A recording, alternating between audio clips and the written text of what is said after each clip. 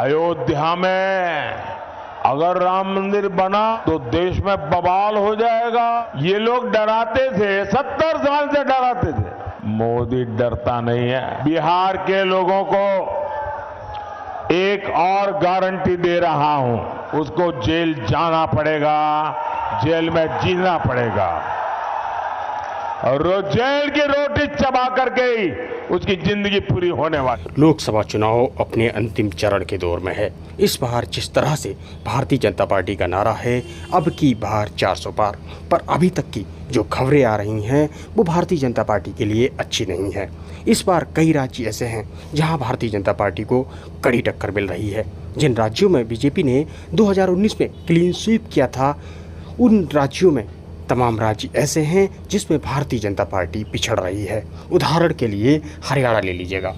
पिछली बार भारतीय जनता पार्टी ने हरियाणा की 10 की 10 लोकसभा सीटें जीती थीं, पर अब की बार ऐसा नहीं है।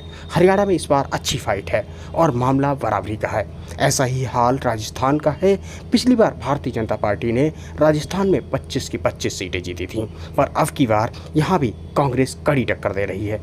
ऐसे में प्रधानमंत्री नरेंद्र मोदी को बिहार और उत्तर प्रदेश से उम्मीदें हैं। इसलिए हमने बिहार के लोक जनशक्ति पार्टी के राष्ट्रीय अध्यक्ष चिराग पासवान से बात की। चिराग पासवान भारतीय जनता पार्टी की सहयोगी पार्टी है।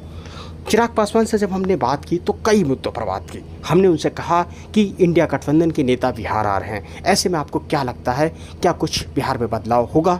हमने उनसे पूछा, चिराग पासवान से पूछा कि क्या तेजस्वी यादव को लेकर के जो प्रधानमंत्री नरेंद्र मोदी भ्रष्टाचार के आरोप लगाते हैं उनमें कितनी सच्चाई है। साथ ही हमने चिराग पासवान से ये भी जाना कि आरक्षण को लेकर के जिस तरह से तेजस्वी यादव ने प्रधानमंत्री नरेंद्र मोदी को पत्र लिखा उससे क्या होने वाला है। चिराग पासवान का ये इंटरव्यू बहुत अच्छा इंटरव्यू है और आपको सुनना बहुत ज़रूरी है। फाइनली इन लोगों को याद आया, जब हम लोगों ने आईना दिखाया तो इन लोगों को बिहार और बिहारियों की चिंता हुई। 7वें चरण में इन लोगों ने बिहारियों की सुध लेने की सोची है। क्या मूर्ख है हम लोग, नहीं समझ में आता कि 6 चरण तक किस तरीके से बिहारियों की अनदेखी की। भाई अगर आपको नहीं जरूरत है तो नहीं साथ देने वाला है बिहारी। आखिरी में आकर अगर आप सोचिएगा कि बिहार और बिहारी आप लोगों का समर्थन कर देगा तो कतई नहीं होने वाला है। ये फैसला पहले ही अब तैयार हो चुका है।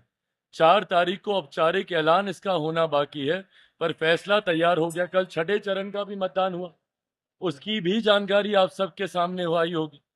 किस तरीके से एनडीए गठबंधन, अगर मैं राष्ट्रीय स्तर पर अगर मैं बात करूं तो लगभग 350 से ज्यादा सीटों पर अभी तक परिणामों में हम लोग पहुंच चुके हैं।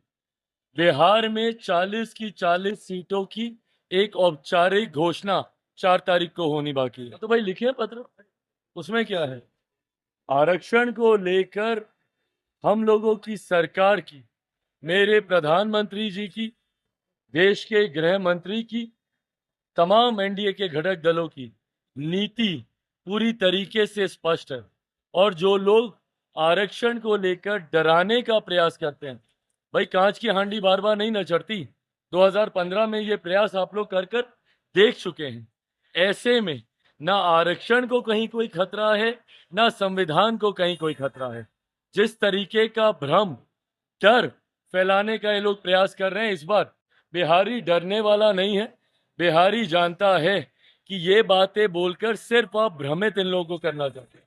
भाई देखिए, ये तमाम बातें न्यायिक प्रक्रिया का हिस्सा है, किसी को डराने की सोच के साथ नहीं।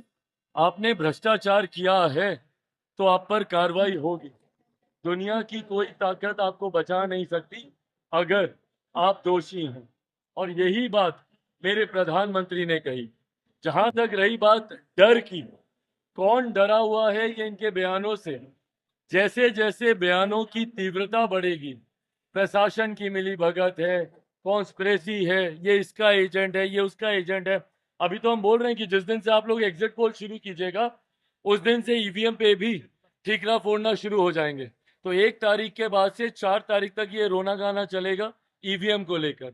और 4 तारीख के बाद तो फिर स्पष्ट ही हो जाएगा कि ईवीएम का दोष है, कैसे एनडीए को 400 प्लस सीटें आ गई। ये तमाम बातें अब उसी दिशा में जा रही हैं।